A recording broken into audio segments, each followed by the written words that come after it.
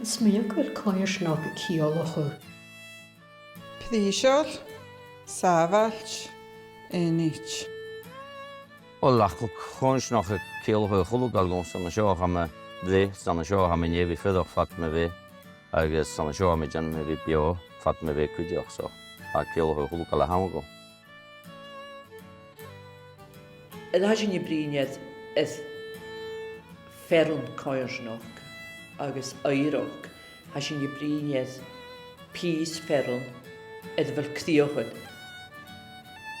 Agus is an heag sin ha Coimhearsnachd go má ferist I míochaig. Dachi, ceolacha farvel fadach in sábhailt, farvel de leisocha de bhrosnocha. A ceolacha tóirchó, san ha minéhí gobal suir halach as a scíre seo san córas daithid bliana.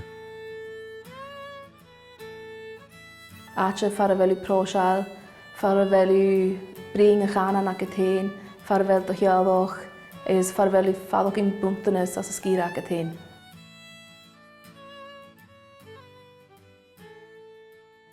San ma dhéon na daine an Coimhearsnachd.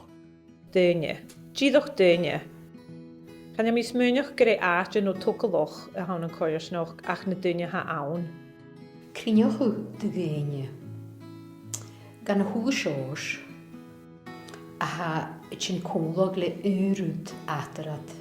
Daine geolacha cacha chéile agus cuideocha bhí chéile sa cúntaiste I chéile. Tá cai duine ar seán luich leis. Goppa cúdra cacha chéile, brosnacha cacha chéile, agus cumsúla machas an cacha chéile me cruid. Chanel Coimhearsnachd an gun duine.